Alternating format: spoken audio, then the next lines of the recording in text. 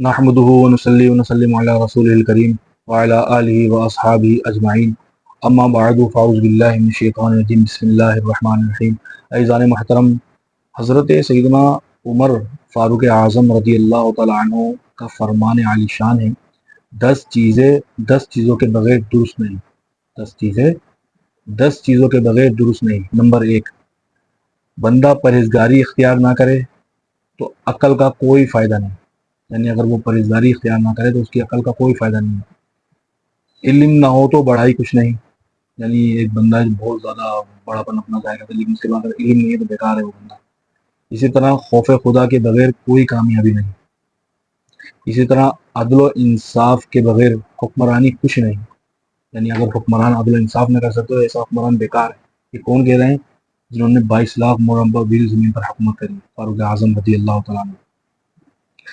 اسی طرح عادتیں اچھی نہ ہو تو اونچا خاندان کچھ نہیں، یعنی اگر آپ کی شخصیت، آپ کے کردار اچھا نہیں ہے، آپ کی شخصیت اچھی نہیں ہے تو آپ کا کتنا ہی بڑا خاندان ہو بیکار ہے، کیونکہ آپ تو بدنام ہی کر رہے ہیں نا اپنے خاندان کو۔ اپنے کردار کو اچھا کیجیے، اپنے اخلاق کو اچھا کیجیے۔ اسی طرح اندیشوں کے ہوتے ہوئے کوئی جشن نہیں، نوٹ کریے گا یہ باتیں۔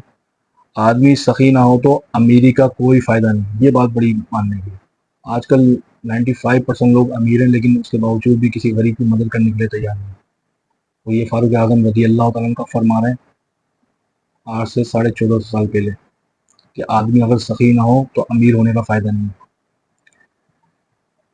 سنیں، اور تھوڑے پر قناعت کرنے والا طبیعت نہ ہو تو غریبی راس نہیں آتی، یعنی تھوڑا اللہ تعالیٰ جل جلالہ نے اگر کسی، ظاہر سی بات ہے غریب زیادہ ہیں دنیا میں، امیر کم ہے، تو تھوڑے پر قناعت کرنے والا اگر تمہارے اندر طبیعت موجود نہیں ہے نا تو آپ کو غریبی راز نہیں آئے گی۔ پھر کیا ہوتا ہے، پھر ہم چوری چکاری میں لگ جاتے ہیں، گندے کاموں میں لگ، پھر غلط طریقے سے مطلب پیسہ کمانا اسٹارٹ کر دیتے ہیں، کیونکہ ہم تھوڑے پہ قناعت ہی نہیں کرنا جانتے، تھوڑے پہ صبر ہی کرنا نہیں جانتے۔ اسی طرح اگر کسی انسان میں عاجزی نہ ہو تو شان و شوکت کچھ بھی نہیں، یعنی اگر کسی بندے میں عاجزی نہیں ہے، انکساری نہیں ہے تو اس کی شان و شوکت کا کوئی فائدہ نہیں ہے۔ اتنی بہترین آپ کے لیے نا یہ ملفوظات ہیں۔ اسی طرح بارگاہ الہی سے توفیق نہ ملے تو کوشش کسی کام کی نہیں آتی، یعنی اللہ تعالیٰ جل جلالہ سے اگر آپ کو توفیق نہ ملے تو آپ کی کوشش بیکار ہے۔ تو یہ دعا کیا کریں کہ اللہ تعالیٰ جل جلالہ سے ہمیں توفیق ملے کہ ہم اچھے کام کریں اور برے کاموں سے بچیں، کسی کا دل نہ دکھائیں، کسی کو ناجائز نہ ستائیں، سمجھیں، کسی کا ناحق پیسہ نہ کھائیں، کسی کی زمین پہ نہ قبضہ کریں۔ میری اللہ تعالیٰ جل جلالہ سے دعا ہے کہ اللہ تعالیٰ ہمیں دینی تعلیم سیکھنے کی توفیق عطا فرمائے اور خلفائے راشدین کے حوالے سے پڑھنے کی، سمجھنے کی، ان کے حوالے سے اسٹڈی کرنے کی توفیق عطا فرمائے۔ وآخر دعوانا الحمدللہ۔